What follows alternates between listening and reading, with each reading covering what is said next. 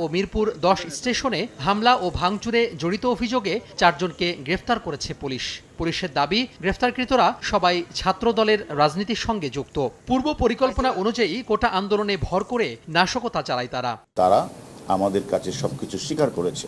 আবু হান্নান তালুকদার, তিনি যুগ্ম সাধারণ সম্পাদক কেন্দ্রীয় ছাত্রদল। তিনি নিজেই বলেছেন মিরপুরে 10 নম্বরে ছিল এবং তিনি তার যে 2 নেতা এবং তার যে ঊর্ধ্বতন যে নেতৃবৃন্দ রয়েছে, সুলতান সালাউদ্দিন টুকু, সাইফুল ইসলাম নীরব, এবং এদের প্রেরণায় সহযোগিতায় এদের কাছ থেকে তারা এগুলি নিয়ে তারা এই জায়গাগুলিতে তারা আগুন লাগিয়েছে।